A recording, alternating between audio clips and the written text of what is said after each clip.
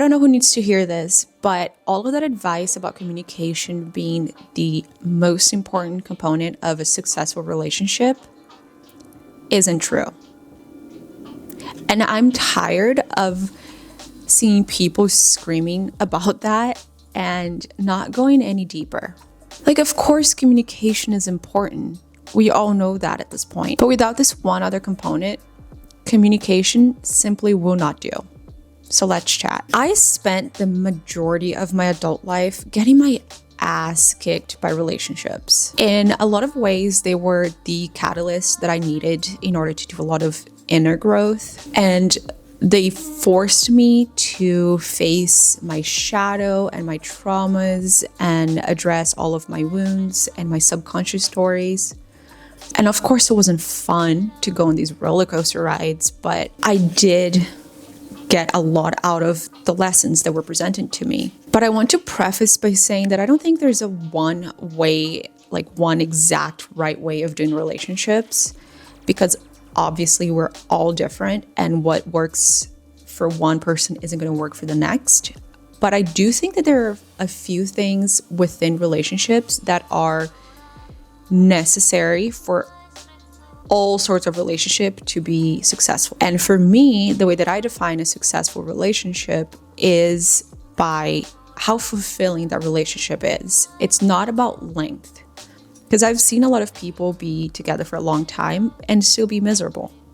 And when I say fulfillment, I mean, do you feel seen? Do you feel heard? Do you feel safe? Do you feel like you're growing with that person? Do you feel like they bring out the best in you? Do you feel like your needs are being met in every way, not just physical, but emotional, mental, spiritual? Now, I already said that, yeah, of course, communication is important. But what happens when you communicate openly, honestly, compassionately, and things just don't progress? They just don't change. They don't get better. What then?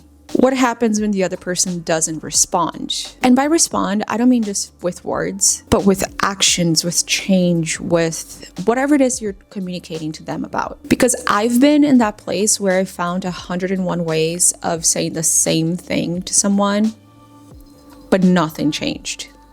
Nothing got better, nothing improved, not progressed. So what's missing? I started asking myself, like, is it me? Is it them? Is it both? Neither? But believe it or not, communication was the bane of my existence, especially in romantic relationships. It was scary and it made me feel too open, too vulnerable, too raw, and just unsafe. It's kind of an icky feeling to be that forthcoming and honest when you're not used to. And don't even get me started on expressing needs. No. Anyway, I actually took it upon myself to do the work. And I slowly got better at communication. I put myself out there. I conquered my fear one conversation at a time. And I ended up basically doing a 180 and almost over communicating to a point that it wasn't even necessary. But I just thought that the more I communicated, the more open I was, the more honest I approached communication itself, things would just resolve because I was following the advice. Communication is king. And still, my relationships kept falling apart. And after a lot of trial and error and a lot of questioning, like, what is it about my communication style, I realized that it wasn't a lack of communication. It was definitely something deeper. And you want to know what it was that was missing? Willingness. Yes, the willingness. Not communication, the willingness of the other person to participate, to meet me halfway, to engage. The thing that I'm begging you to understand is that it doesn't matter how you communicate or how many times or in how many ways. If there isn't a willingness of your partner to hear you and at least try to understand and accept and then implement that change, that behavior, that action, nothing will come of communication. I really see communication as step one, and I see having the willingness and cultivating that willingness within step zero. And I love a good step process. I love to break it down that way. You'll see in my other video over here, put it over here, I talk about the steps of, accepting your perfectionism. And for me, in relationships, communication is step one. Before that, something deeper has to be cultivated. Because I understand that not everyone is at the same level of readiness for things in relationships. But again, just like with communication, willingness is something we can definitely cultivate. And I know it sounds really simple, and that's because it is. It is that simple. It might not be easy. We get so caught up in the idea, and we get told that if we just communicate, things will get better. And if we find the right way of saying something, that person will finally understand. They'll finally accept. They'll finally agree with us.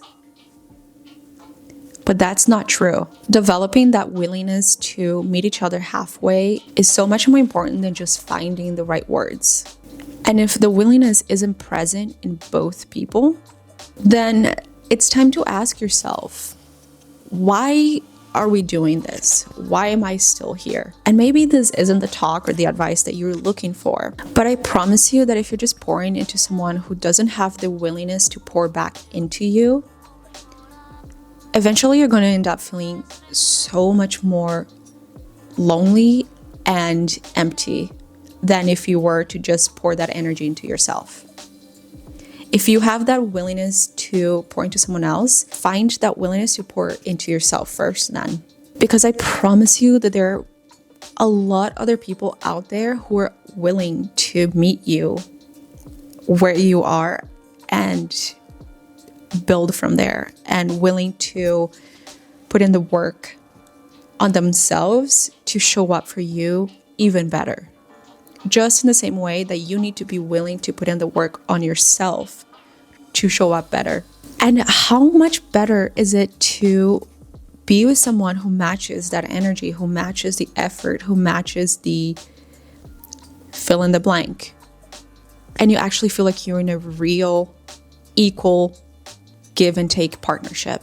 And the feeling of no longer accepting breadcrumbs from someone is extremely freeing and fulfilling, and you deserve that. So please remember that if you are communicating, you are taking the necessary, steps forward and voicing the things you want to voice and trying to find conflict resolution, but nothing is changing. Remember, the willingness must come first.